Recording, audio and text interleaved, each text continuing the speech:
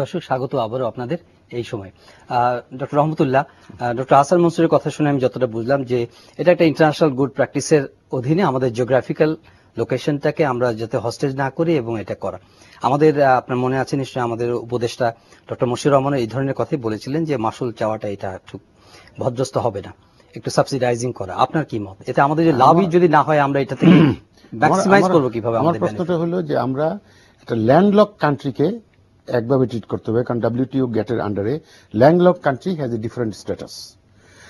এখানে যেটা আলোচিত হচ্ছে এটা কিন্তু ল্যান্ডলক কান্ট্রি না, এটা হলো Indian north east India, which is not landlock, which is the landlock, একটা অলমোস্ট ল্যান্ডলক টেরিটরির মতো, কিন্তু it's not landlock because they have access to Calcutta port, which is a so it's not landlocked. আমরা যদি আমাদের পোর্টের ভিতরে তারা যায় তাহলে বিরাট একটা অ্যাডভান্টেজ পায়, এবং এটা কিন্তু একটা বাইলেটারাল ইস্যু হয়ে যাচ্ছে তখন। সুতরাং আমরা ল্যান্ডলক কান্ট্রি হিসেবে কিন্তু ইন্ডিয়াকে দেখছি না, এখানে নর্থ ইস্টকে আমরা নর্মাল কান্ট্রি হিসেবে দেখছি। সুতরাং এই বেনিফিটটা যদি পায়, we have every right to share the benefit that they are getting. এটা তাদেরও কোনো লস নাই, কারণ হচ্ছে কি তারা বিরাট একটা বেনিফিট পাচ্ছে টু গো থ্রু বাংলাদেশ এবং আমাদের পোর্ট ইউজ করলে, আমাদের ভিতর দিয়ে গেলে। এখন আসেন আপনি কতগুলো এক্সাম্পল ওয়ার্ল্ডে। সুয়েজ ক্যানেলের ব্যাপারটা, সুয়েজ ক্যানেল দিয়ে যখন লোক যায় তখন কেন তারা ফি পে করে? কারণ নাহলে কেপ টাউন দিয়ে ঘুরে যেতে হবে, দুনিয়া ঘুরে যেতে হবে। সেই জায়গায় তারা যখন মিশর দেখলো যে এটা একটা বিরাট way of earning, they have open this Suez canal and allowed people to go and pay fee. পেটা কি জন্য?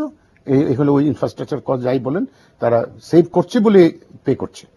সুতরাং ওই কনটেক্সটেই আমরা যে একটা ল্যান্ডলক কান্ট্রিও না ইন্ডিয়ার নর্থ ইস্ট, আমরা এই চার্জটা করা আমাদের মনে, আমার from my angle it is justified.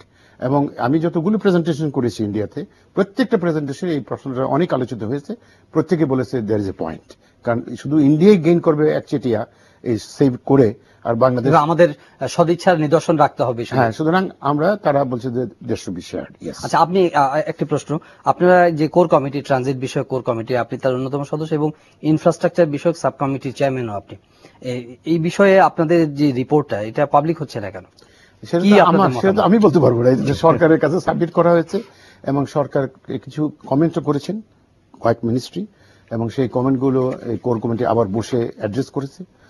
তাদের যেসব ক্লারিফিকেশন তারা চেয়েছিল আমরা দিয়েছি, এবং ওর মধ্যে আমরা এই পয়েন্টটাও নিয়ে এসেছি, এই যে সেভিংস শেয়ার করার প্রশ্নটা আমরা ফ্ল্যাগ করেছি যে এটা নেগোশিয়েট করতে হবে। এটা বাইলেটারাল ইস্যু, এটা তো ইন্টারন্যাশনাল ইস্যু না, বাইলেটারাল ইস্যু, নেগোশিয়েট করতে হবে অ্যাপ্রোপ্রিয়েটলি, এইসব কথা বলা হয়েছে।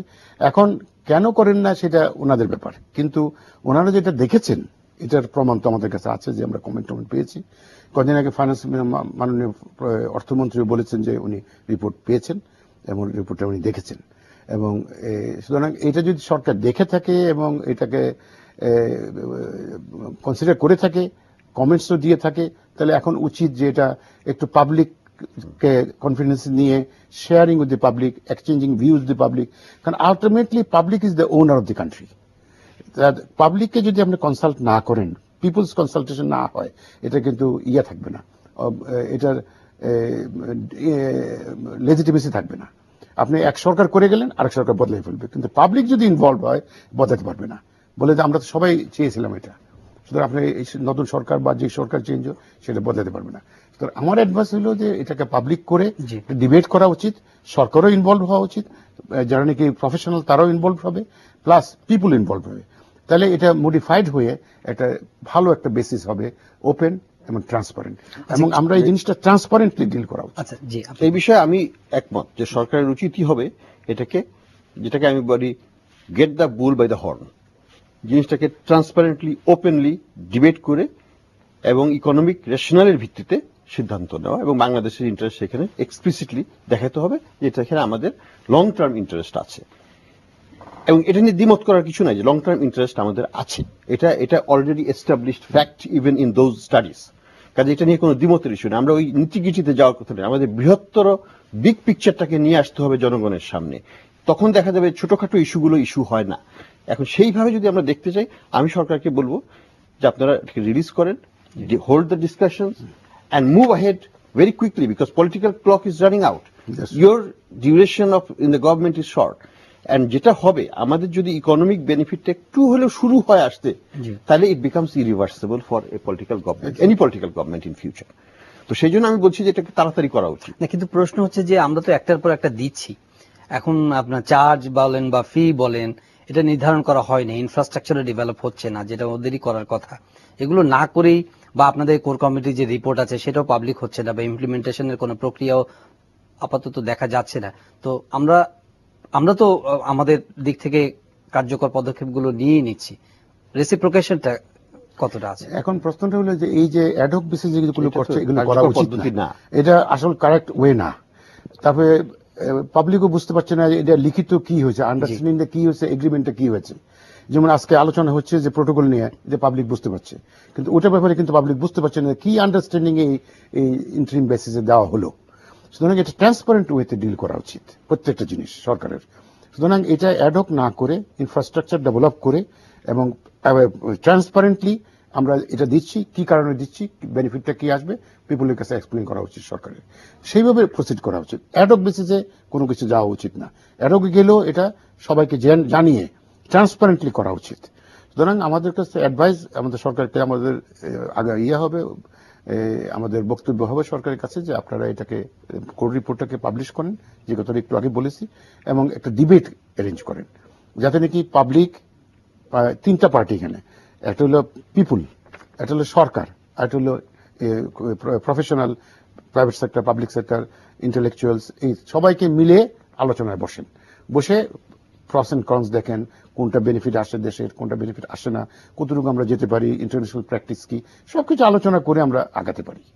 এইভাবে আগানো উচিত। পোর্ট ফ্যাসিলিটির ব্যাপারে কি? পোর্ট ফ্যাসিলিটি, জি, পোর্ট ফ্যাসিলিটি আমি বললাম একটু আগে যে আশুগঞ্জে এখনো কোনো কাজ শুরু হয়নি। এটার একটা প্রজেক্ট নেওয়া হয়েছে প্রায় 246 ক্রোডস এর একটা project, Indian line of credit থেকে টাকাটা আসার কথা। সেই প্রজেক্টটা এখনো দিল্লিতে আটকে আছে। রোড প্রজেক্টে 231 ক্রোড়ের একটা রোড প্রজেক্ট নেওয়া হয়েছে ফ্রম ব্রাহ্মণবাড়িয়া চিনার হয়ে আগরতলা যাওয়ার। সেই রাস্তা আজকে আমি চিফ ইঞ্জিনিয়ার, এডিশনাল চিফ ইঞ্জিনিয়ারের সাথে কথা বলেছি, স্যার কিছুই আগাচ্ছে না। সুতরাং এই হলো অবস্থাটা। রোড ইনফ্রাস্ট্রাকচার নাই, পোর্ট ইনফ্রাস্ট্রাকচার নাই, আপনি ক্রেন দিয়ে মাল ট্রান্সপোর্ট করে পার করে নিয়ে যাবেন, এটা তো একটা কথা হলো না, ইন্টারন্যাশনাল প্র্যাকটিস তো এটা না। সুতরাং অ্যাডহক বেসিসে দু একটা জিনিস দেখেছেন আপনি, একটা এক্সপিরিয়েন্স গেইন করেছেন, let us stop it there. Now let us develop the infrastructure properly, transparently. আমরা এটা এগ্রি করি with a basis, on the basis of a transport charge fixed ahead in time. এবং তার জন্য এই কোর কমিটির recommendation গুলো যদি সরকার হুবহু না নিতে চায়, আলোচনা করে অ্যাডজাস্ট করেন যে অতটুকু আমরা মানতে পারি, অতটুকু মানতে পারি না। এই কারণে পিপুলও জানুক যে কি কারণে কি করছে সরকার। জি। একটা জিনিস হচ্ছে যে ফিজ এন্ড চার্জের জিনিসটা হবে ultimately it should be based on the cost and the market capacity to bear the cost.